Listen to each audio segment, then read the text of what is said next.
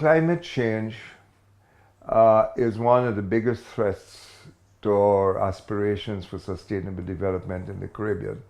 Now, I start with that statement and I say, you know, that's the bad news.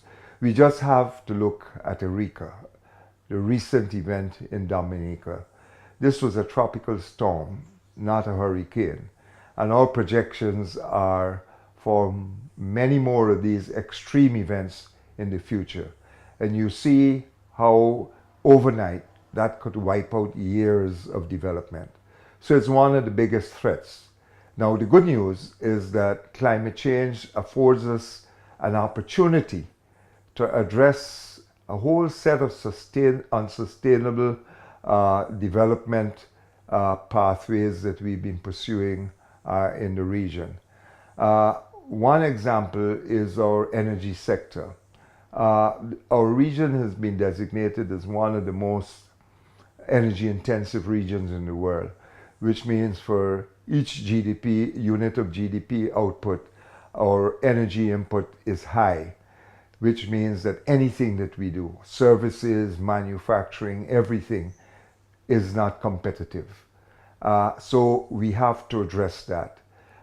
In 2008, when we had an oil spike, you'll be surprised to learn that some of our countries had to outlay as much as 50% of their foreign exchange earnings to purchase fossil fuel. Now, this is totally unsustainable. So the whole architecture of our energy sector, except for Trinidad and Tobago, of course, has to change. Now, with the climate change thrust for mitigation and the funds that are appearing under the Green Climate Fund and other funds globally for green energy, here's a chance for the Caribbean to transform the energy sector totally and basically address a basic problem that prevents them from having resources to look at other development programs throughout the region. In aligning national, we talk about mainstreaming climate change into national development planning. And the whole idea behind that is that whenever our governments sit down to look at budgets and the sectoral plans, etc., they must integrate into that plan the risks that climate will pose to the successful execution and survival of whatever they are planning to do. In doing so, they will identify upfront what are the other funds that are required to build that resilience and hopefully pursue the GCF and other funds available to provide for that gap in financing. A lot of things that we talk about, for instance, protecting our coasts means looking after our coral reefs, looking after our mangroves, not cutting them down, respecting setbacks for development, putting in place and enforcing building codes, looking at land use planning and enforcing whatever our land use plans prescribe for different countries. We've been violating all of this over the years. Now, climate change makes it is a compelling reason why countries have to return to the book and ensure that sustainable development practices are really put in place and don't just remain in statute books. So how did you get involved in climate change work in the Caribbean? I got involved in climate change work in the Caribbean, I should say, by coincidence, as a result of a coincidence of circumstances. I had just completed a contract at the Commonwealth Secretariat where I was science advisor to the Commonwealth Secretary General and packing to return to the Caribbean.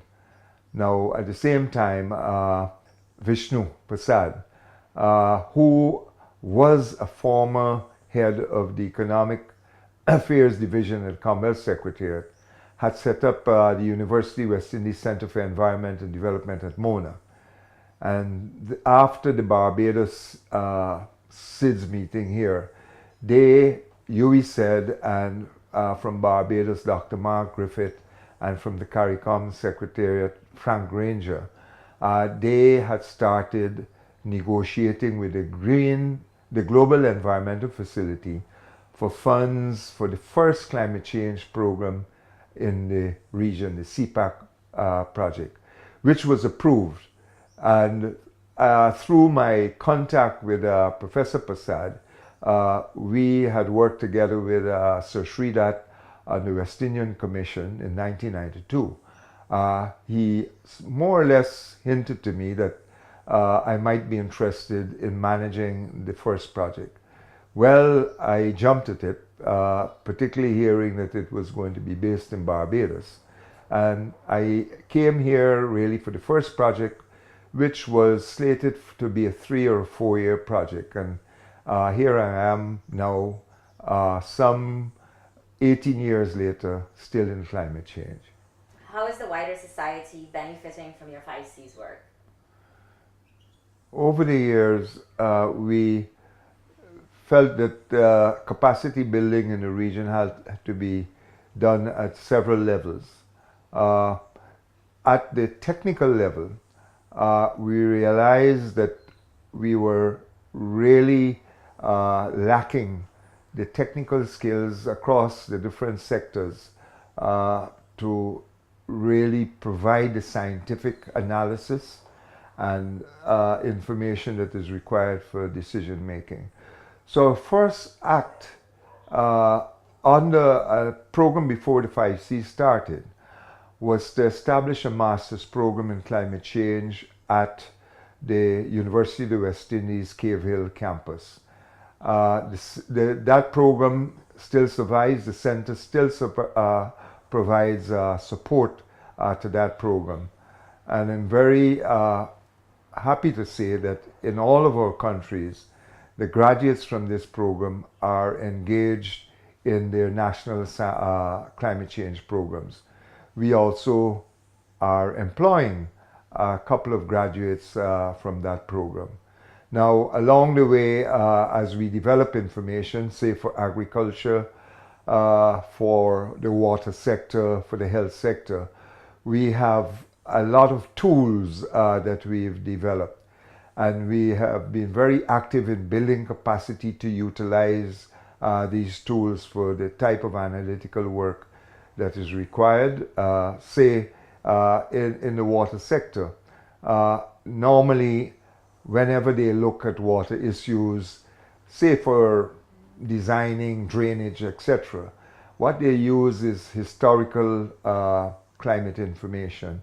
Our message to the different professional groups now who do that is that that's no longer valid.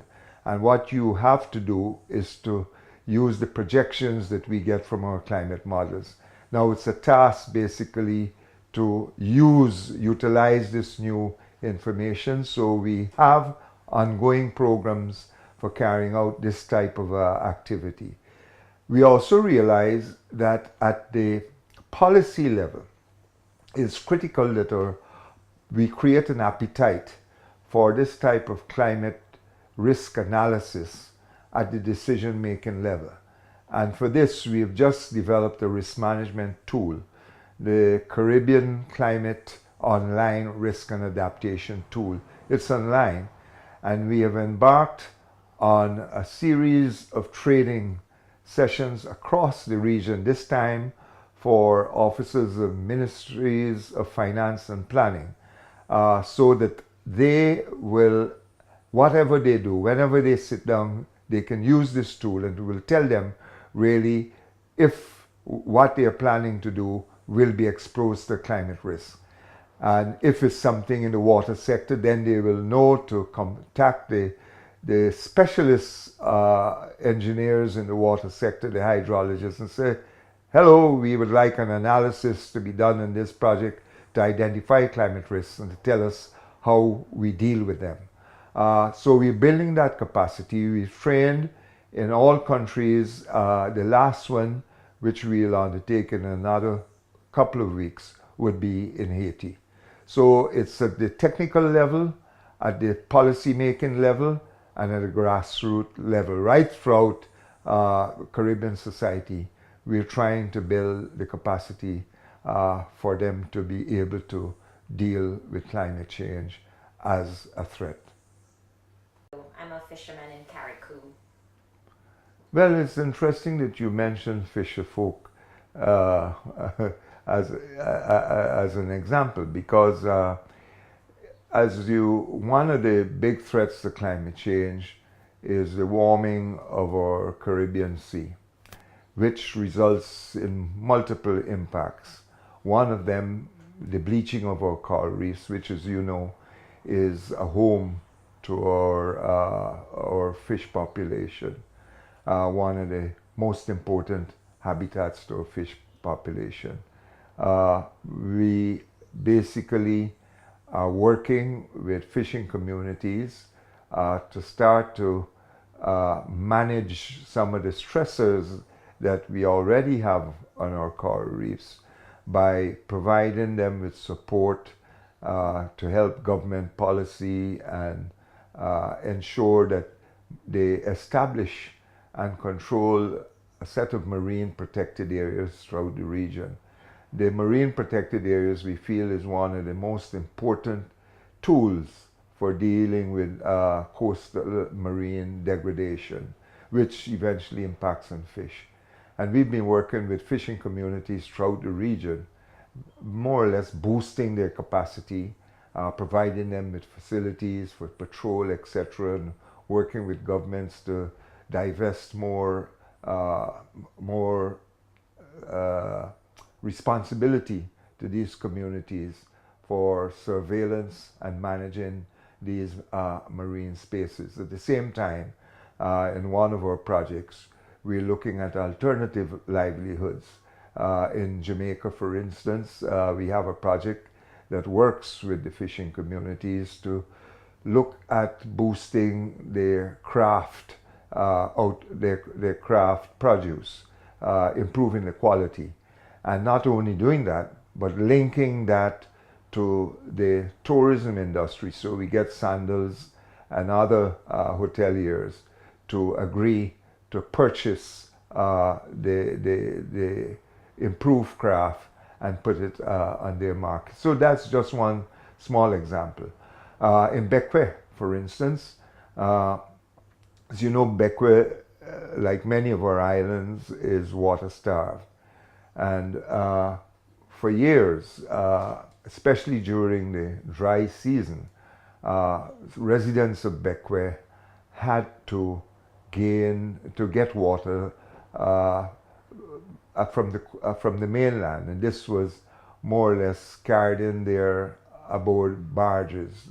They had to barge it in. We went in and we put in a saltwater reverse osmosis plant, which is, as I said, totally powered by photovoltaics, because one of the big problems with SWRO plants is the high cost of energy to run them.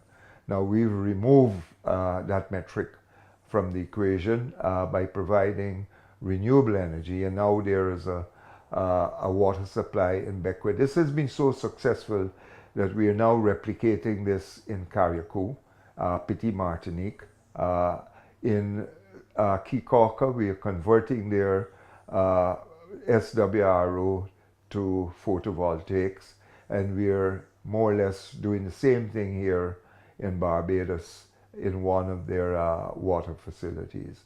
So those are specific examples. On a much broader front, we have been embarking on a very aggressive public education and outreach program for the Caribbean, because we feel that in the final analysis, the work that we are doing is in the interest of the welfare of Caribbean people, for their building their resilience to climate change, ensuring that whenever we suffer from disasters that are climate related, our infrastructure, our homes, our lives are more or less much more secure.